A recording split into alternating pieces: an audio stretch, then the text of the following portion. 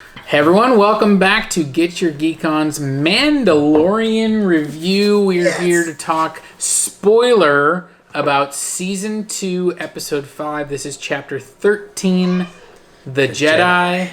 And oh my goodness, I'm Robert, that's Aaron, as we get into it. And I have so many thoughts. As the Star Wars uber nerd, I have, this episode was incredible. What about you? Go. Worst kept secret was worth it. Yeah, Rosario Dawson. I loved her as Ahsoka because Ahsoka I looked at because I've seen some of the Star Wars stuff and I really liked her character in Clone Wars. Yeah, she's great. When I would watch it, she did look a lot like her.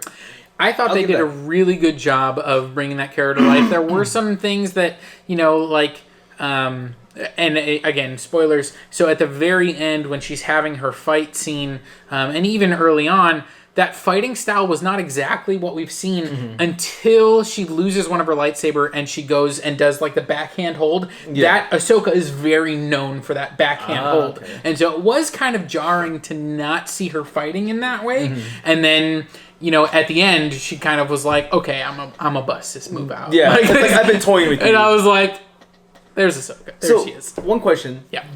She does have several 100,000 questions. This one is to me, this one feels like it's for anyone who watched Clone Wars and Rebels. I feel like this show, or this episode in general, was for everybody like that. It's definitely, it's one of those where I feel like you can watch it without having seen those things. My wife has not seen Clone Wars or Rebels. And I haven't seen all of it. And she enjoyed it. But I definitely think it's similar to Avengers Endgame, where it's if you have been invested in all the stuff leading up to this, this is great. Yeah. But you don't have to. No. You can still enjoy it without all that. So yes, I think that as a Clone Wars and Rebels fan, this was whoa, this is awesome. And, and I know I've seen some of it, so some of it did catch for me, some of the scenes. So my question, she can use the Force to pull stuff towards her. So why didn't she ever just pull her lightsaber out of the... Yeah. I just feel like she didn't use her powers very much. I would agree. That final battle scene, there were definitely a few things where I'm because I don't think Morgan Elspeth, who was the magistrate, I don't think she has any Force powers. And so it did feel as a Force user, you should be able to defeat non-Force users pretty easily. But, they wanted to show off a cool fight scene. And, it was cool. It's fine. I was just kind of why not just pull out of the water and stab her real quick and be oh, well, Yeah, well, and she doesn't want to kill her. Obviously, she wants information. Don't have to stab to kill. But I also was couldn't you just yoink that Mandalorian spear? I was ah! That's... I got it. We want to have a cool fight scene. We did, and I really did enjoy the fight scene. I'm not going to, be mean to that fight. I loved it. So, okay. First of all, I want to ask. Yeah. When you see Mando's ship flying in, the little guy with the radar gun, was he a cop or something? Okay. Per hour. I know I felt like I've seen that. So that is clearly a callback to A New Hope. And it's when they're arriving at the Rebel base. And there is someone doing that. And there's a guy, so I think what that is that it's like an identification system, so you're able to identify the ship. Kind of thing. He was just pew, pew, pew. Yeah, which Family Guy makes a joke about that, where it's pew, pew, gotcha. That's all I thought too, and I was Family Guy, yes. So, okay, but I do have seen that in the movies somewhere. Yeah. Because I know they did something like that. I'm at 99.9% that it's A New Hope. Okay, so... We know that. So this whole town, though, was a town that hasn't been in Clone Wars or anything else, right? This is a whole nother... Yeah, so this is not something we've ever visited in live action. I believe it has been mentioned in books before, but I don't remember if it's Legends But those are canon, at least. I don't remember if it's Legends or the new, Disney-released books. Oh, okay. So I don't know if it's been officially established in canon before this, but either way, we've never seen it live action. And they did name drop in the last episode that it was a forest moon, and you can see that it's been decimated. Oh, yeah. Which they allude to. That's what this character has done, going back to her days, pre-Empire even, that, her planet, her people were attacked presumably by the Separatists. Okay. And so the Republic, which then became the Empire, was who she gravitated to as a person. She was instrumental in helping build up their navy, and then when they became the Empire, she, was straight along with it. So, Baby Yoda has been named Grogu. What do you think of the name? First of all, I'm fine with it. I mean, it doesn't. It's one of those things where I was surprised that we got a name. Baby Yoda Jr. should have been his name. No. How much backstory we got for him, I thought was really interesting. The way they did it. I mean, so we now know that we knew he was 50 years old all the way back in the first episode of season 1. Right. We knew that he was old, and so he had been around pre-Clone Wars era, or at least during the Clone Wars era, because this is about 5 years after Return of the Jedi, which means it's about 25, 30 years after the end of the Clone Wars, and the Clone Wars went for about 15 years. So really, he was born right around when the Clone Wars began. Okay. And then, we know that he was at the Jedi Temple. He was being trained. And so we don't know how long he was trained for, but he was being trained. He was a youngling at the time. Obviously, he did not get murdered by Anakin when Anakin murdered all those younglings. But he was probably there, is what it sounds like, because she said they made him escape. He was at the Jedi Temple at the time that Order 66 came, and someone hid him. And, initially, I was like, man, I wonder, maybe... is he special? Because we've already, commented that he has a high M count, midichlorian count. Yeah. So initially I was like, I wonder if the Emperor hid him away, but then that doesn't really track, because then, we would have, and maybe he had been experimented on that whole time. They did say his memories went dark. So maybe that whole time he was being, and it wasn't until, right before maybe the fall of the Empire that someone was able to help him escape, and now it's 5 years later, and the Empire, the remnants of the Empire are going, we want that kid back. Yeah. So maybe that whole time he was, not being hid by someone good. Maybe he had been hidden by someone bad. Exactly. I don't know. I mean, there's a lot here. All we know is that he survived, was hidden away, and then the next time that anyone knew about him is when the Empire was hunting him down to try and do experiments on him. So I like the backstory. I agree with you, because I think it finally brings the prequels into the limelight to me more, because I know a lot of maybe not you, but I know a lot of older Star Wars fans hate the prequels. Oh, the prequels suck, blah blah. But I mean, maybe I think too. I was gonna throw you out there, but I think episodes 1 and 2 for sure. Well, but I think this is a good bridge to try to start bridging them all together. Yep. And I think this is that nice little bridge, hey, let's meet some middle ground. Here's a baby Yoda, so you can all be happy. Grogu, baby Yoda. So my other thing is, I'm the one that has a baby Yoda shirt, but I wore this in honor of the last time we can truly call him Baby Yoda. That is true. Because now he is Grogu. He is going to have to switch names. And I like the way that Ahsoka kept kind of dropping that as Mandalorian was like, kid, or, come on, buddy. Grogu. And she's like, it's Grogu. His name is Grogu. So what do you think of her commenting? I'm assuming she's commenting on Anakin. 100%. Because that was him, right? Where she was like, I've seen what this can do to a Jedi Knight. Absolutely. And she fought him as Vader, didn't she? In the show? She did. In Rebels, yes. Okay. She fought him as Vader. And survived through some weird time manipulation. Wibbly wobbly, timey-wimey stuff. Yeah, a little bit. So yeah, she 100% knows that Anakin is Darth Vader. Mm-hmm. She knows that it was his attachment that eventually led to his downfall, and so yeah, she's seeing Grogu have attachment, and she's going, I don't want any part of that. Number one, she's not even a Jedi anymore, technically. And number two, she doesn't want to train a Force user who has that attachment, because she has seen what she knows where he could go. Absolutely. So I'm gonna go skip to the next major one, because I didn't know this one. Where she defeats the Magistrate. Yep. And she asks her, where is Grand Admiral Thrawn? Yes. Okay. So Blue Man Group Man. Little backstory on Grand Admiral Thrawn. So this is a character created by Timothy Zahn back in the 1980s. So he's been around in a book series. Okay. That is now Legends, but he was extremely popular. There was a trilogy of books that are kind of held up as the best of that era of Star Wars novels. And Grand Admiral Thrawn, he's not a Force user. He's a Chiss. So he's a blue-skinned alien, And he's extremely intelligent, strategic. He's always thinking 10 steps ahead. It was actually one of those things where the Empire was very, how should we say it? Racist, I guess you would say. If you look at their ranks, it's white people. It's very male dominated, all those things. And so he was one that he was so superior that he was able to rise through the ranks, and it was very odd. And so he was kind of, he kind of always had that chip on his shoulder too, but just absolutely brilliant.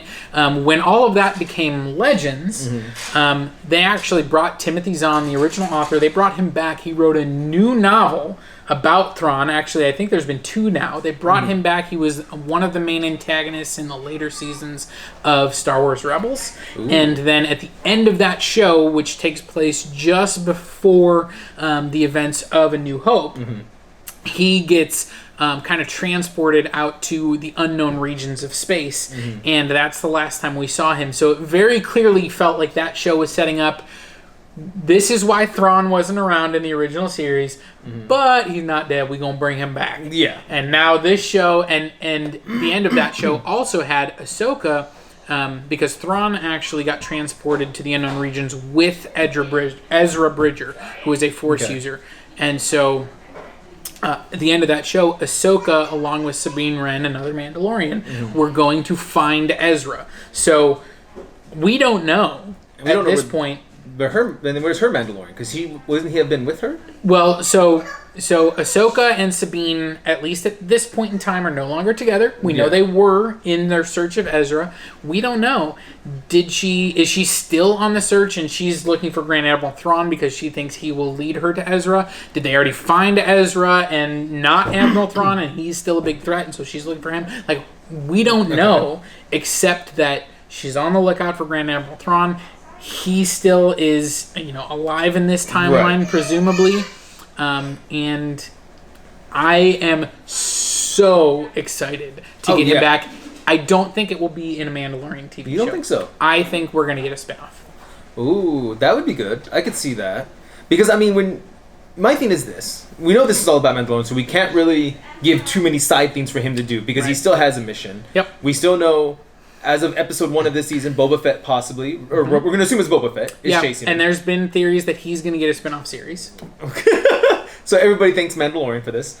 So we know he's looking for him because he has his armor.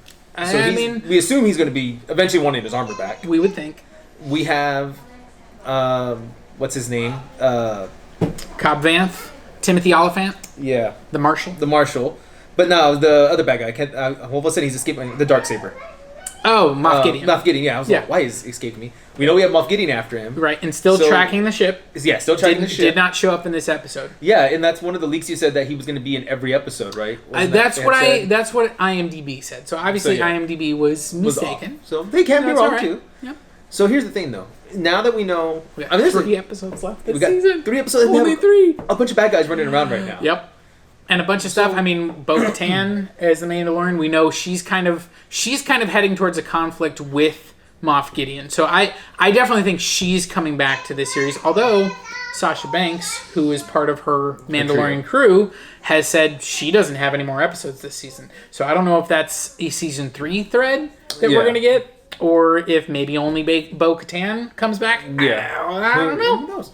Do you think Ahsoka's going to come back, though? Or do you think that was just, you got her in one episode, she's done? I don't know. Like, it feels like Mando's story with her is kind of done. Yeah. So I don't know why she would come back in this show. She doesn't have any particular beef with Moff Gideon. The only thing I could think of is because Moff Gideon was tracking that ship, he might show up on her world. And then, hey, that's Ahsoka, and there might be a Jedis, conflict so he's gonna because like her. There was a report that Ahsoka would have a lightsaber battle, and does that one where she was fighting Morgan count, or are we going to get one with her and Moff Gideon with the Darksaber? So speaking on that, one of the things out there, could a lightsaber beat or cut through Captain America's shield, right? That's the thing. Yes, it's come up on Twitter with Chris Evans and Mark Hamill. And it always states just depends on what universe, right? That's the whole joke of it. Yeah, I mean, Mark Hamill, I think, has very clearly stated, yes, I can cut that thing to shreds. But he can't cut Mandalorian steel? Beskar? Yeah, I mean... Because he blocked that like nothing. So they've name-dropped quite a few times that the Mandalorian and the Jedi were ancient enemies. Right. And so a lot of the Mandalorian...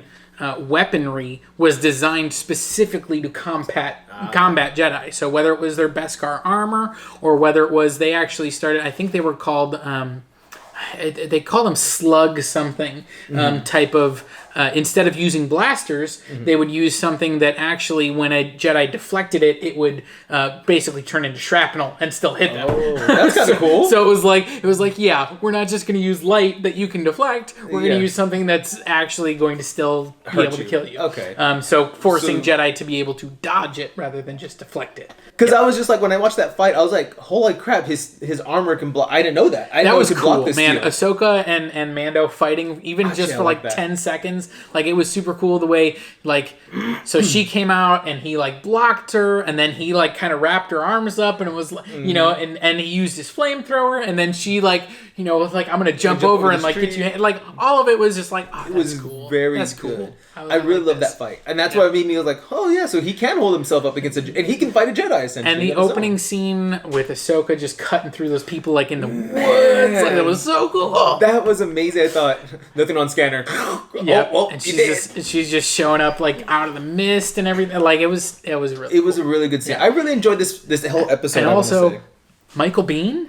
I didn't even know that was Michael Biehn, and clearly you didn't either, just by your reaction. So the right hand dude, the guy, the evil dude, the one that was like a former soldier or something. Comments on was Michael Biehn of Aliens and the Terminator fame. He's Kyle Reese in the Terminator. He's the guy, come with me if you want to live. That's Michael Biehn. And I was like, oh my gosh. No. And I watched it twice. I didn't catch that. I completely forgot that he had been cast, because there was a story that Michael Biehn was going to show up, and I completely forgot. And it wasn't until his name came up in the credits at the end, I was like, oh my gosh, that was Michael Biehn. And so, yeah. That was just kind of a cool little thing while, like, watching it the second time. I was like, oh, it is Michael Biehn. And definitely, like, I liked his little standoff with Mando at the end, where he's kind of doing the, they're just talking. Who do you think is gonna win? And like, so laughing. Yeah, like that was all good. And of course, you knew he was gonna go for the, and like Mando even baited him by like taking his hand off the blaster, just that little and you see that little smile. He's like, oh, I got him now. No, you don't. No, you don't. He was already ready. No, Mando's got him. See, I kind of like that I did that route, because I really thought he was waiting for the assassin droid to pop over the corner. And I thought that's what they were going to do. And I, when that assassin droid popped over, I thought that villager was going to get it. But man, Mando just head blown right off. I was like, oh. So here's my last question for the whole thing, and I think that'll kind of also wrap this up. Okay. So she decides, promises Mando, I'm going to train him, then says no because of the fear. Well, once again, they cut away.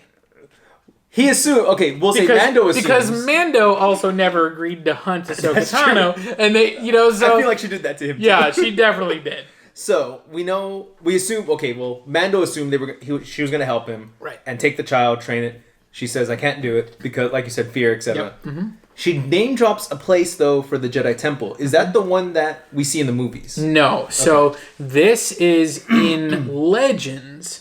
And it's also been touched on in canon, although the backstory isn't quite as deep as it has been in Legends. This is the birthplace of the Jedi Order. Okay. This was actually a planet. The temple was kind of where the people of the home planet were kind of the first ones to become attuned to the balance that the Force required. There were two moons, and they had to keep them in perfect balance to prevent their planet from like having earthquakes and natural disasters and stuff. And so it was like kind of the balance of the Force. Okay. And that's where the first splinter of, we're going to be the good side and the dark side, that's kind of where it first came. Okay. This is the ancient Jedi temple that's there as kind of the first Jedi temple. Okay.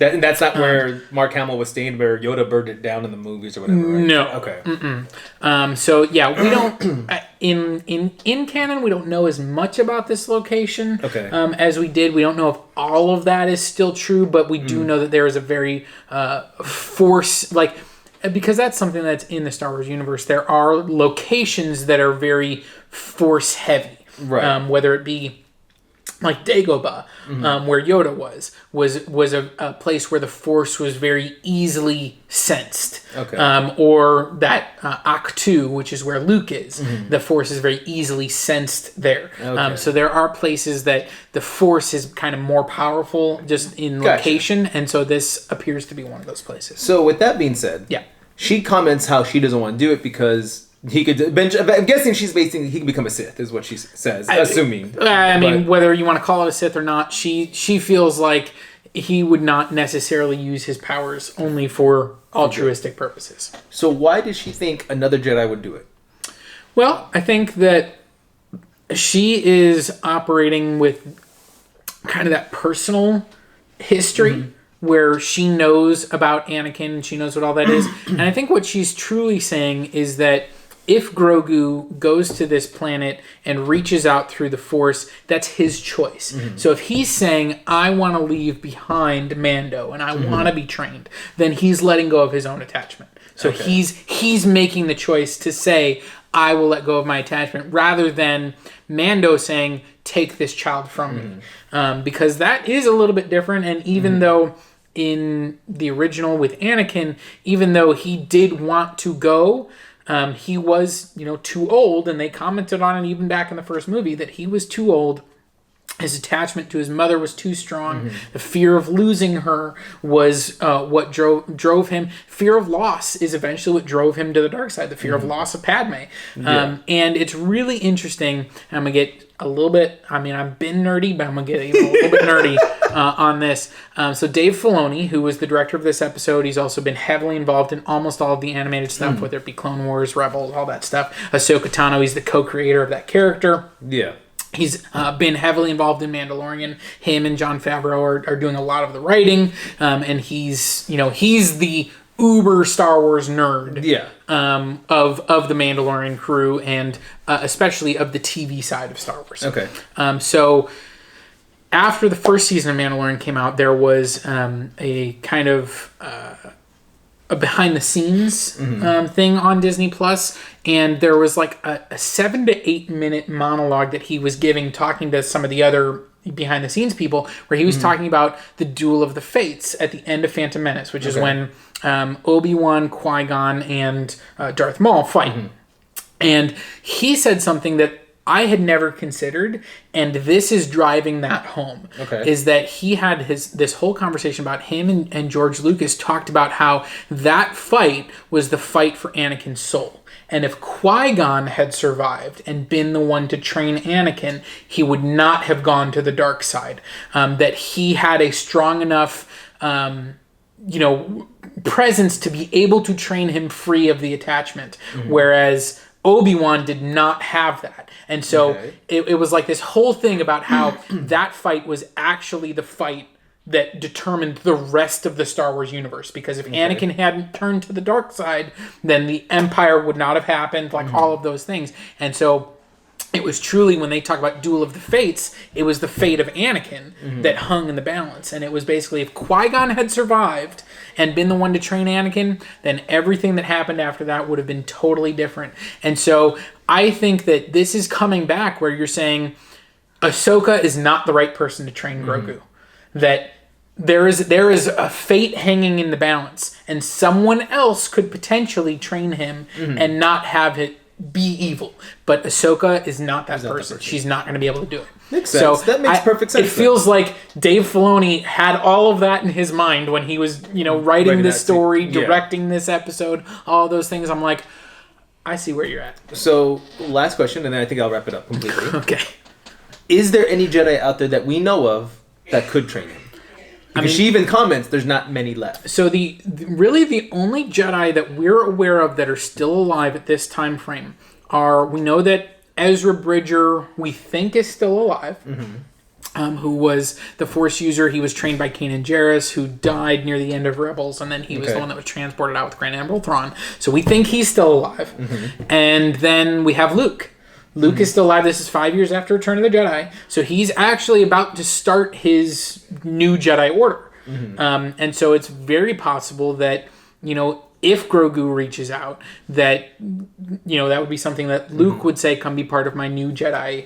Because Jedi Academy. He was training them. That's where Kylo came from, right? Correct. Kylo was part of that new Jedi Academy. So, I mean, I don't think we're gonna get a Luke Skywalker. That's what I was wondering. But if we do, I can tell you we have the right person to do it, because it's Sebastian Stan, who looks exactly like him, the Winter Soldier. If you have ever seen the side by side of them, I mean, literally, it's someone has just pasted Mark Hamill's face onto Sebastian Stan. It's incredible. So I would be so far on board for that.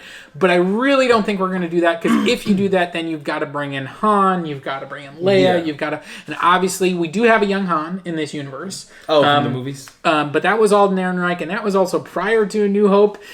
This is post-Return of the Jedi, which means if he doesn't look and act like Harrison Ford, it's going to be weird. Yeah. We know we've lost Carrie Fisher. I don't think we're going to go the Luke Skywalker route. I don't think they're bringing that to this. Could Mace Windu be alive somewhere, somehow? I mean, that's been a popular fan theory for a long time. I've never really bought into it, but if they bring him back, Samuel Jackson, I'm not going to complain. I mean, he was the only Jedi I liked was Mace Windu. Yeah. Because he wanted a purple lightsaber. And that's all he wanted it. Right. It's actually really funny. Every time I see those, this color means this color means this. And it's like purple means Samuel Jackson wanted a purple lightsaber. That's all it is. That's what it is. I loved it. Yeah. So, but yeah, I think that kind of enters some of the basic, or someone like me, who's never watched anything. Yeah. I think you kind of answered a lot of that, because that's what I was confused on. But there was a lot of stuff packed into this episode. There was a lot. It was really cool. The backstory on Grogu was something really cool. And I like that she could communicate with him through the Force, I'm assuming. Yeah, I mean, that's definitely something that we have seen before, is that ability to kind of, feel each other's thoughts. I mean, that goes back again to episode 1. Where they're kind of testing Anakin, and it's actually one of my favorite memes ever, because there's one of the Jedi Masters goes, "Your thoughts dwell on your mother," and one of my favorite memes is just Anakin going, "My thoughts dwell on your mother." I'm like, that's wrong mother. But yeah, I mean, that is definitely something where they can not necessarily mind read, but they can kind of have a sort of conversation, if you will. So she can definitely pick up, she can learn those things about him, learns his name. That connection that she talks about, that attachment, I think this episode did a really good job of showing, I mean, Mando kind of doing he's stubborn, he's not going to do it. And then, I knew you could do it. I knew you had it in that your father body. moment. Yeah, it was like, I was like, oh, Mando. It's like the first time playing catch with your kid. And even when he comes back to the ship, he's gonna take him away, and they have that moment where he's like, hey buddy, it's time to wake up, and all that stuff. And I'm like, oh. Hugo Weaving did it amazing in V for Vendetta, I will say. Yep. Showing emotion with the mask on. Yeah. But God, does this guy do it just as well? Yeah. I think he is amazing. I feel the look behind that mask. I can just picture what he's looking like. Yeah, for sure. And I love that he could do that. They picked the best actor I think they could. I mean, I think because it's not always Pedro Pascal in the suit. Sometimes there are stunt doubles or other people. I don't know. I don't know how much time he spends in the suit. Yeah, exactly. But definitely he does a great job with his voice acting. He makes you feel it. It was really cool every time they did name drop Grogu, and he turned, and I was like, oh, it was good. It was good stuff. Former Baby Yoda. Yeah, I think this was a really cool episode. Good action, good storytelling. I'm looking forward to seeing what happens next. I'm looking forward to more Rosario Dawson as Ahsoka Tano, whether it be in this show or in a spinoff. And really, Grand Admiral Thrawn. This is another one where, they don't always do this. Bo-Katan with Katie Sackhoff, they took the voice actor and they made her live action. With Ahsoka Tano, Ashley Eckstein was the voice actor, and they cast someone different. They cast Rosario Dawson, who I think did a great job, and I think is perfect casting. And for me, you're going to be in live action. Ashley Eckstein's not really a live action actress. She's done a lot of voice stuff. And maybe she could do it. I don't know. Yeah. But I'm a fan of bringing a good actor to the part. Exactly. Grand Admiral Thrawn was voiced by Lars Mikkelsen. What I know him from is from House of Cards. I don't know if you ever watched that show. So he is a live action actor as well, but he's also voiced. So, and he kind of, I could see his face on Grand Admiral Thrawn. Like, I could see them casting him, so that'd be really interesting. I think we are going to get a live action Thrawn. It'd be really interesting to see if it's Lars Mikkelsen. And if not, I'm sure they'll find someone interesting. But I'm looking forward to whether it be in spin-off territory or further. I mean, it's kind of weird to officially name drop him in Mandalorian if you're not going to pick up that thread in Mandalorian, but it also feels like a story that's not for the Mandalorian. So I don't know. It'd be nice to just end maybe like the last episode. He comes out and tells like Moff Gideon, "You failed him" or something like. And then they could leave it like that's how you could tie it, or it could just be that's it. Like that's the cutoff. You'll never see him again. But like then you say. Ahsoka picks it up from there. So that'd be interesting. I don't know. But let us know what you think below. What your theories are. Where do you think it's going to go? What you thought of this episode. Obviously, a hardcore fan, casual fan. These are our thoughts and our feels on it. Again, guys, let us know what you think down below. 3 more episodes, you said? 3 more this year. Done with it. Yep. And then WakandaVision next year. WandaVision. Whatever. I keep doing WakandaVision. WakandaVision. That's where he died, okay? Yes. So, anyway, WandaVision next year. Yeah. So, on that note, guys, y'all stay geeky, subscribe, comment, all that good stuff, and y'all have a great day. Bye.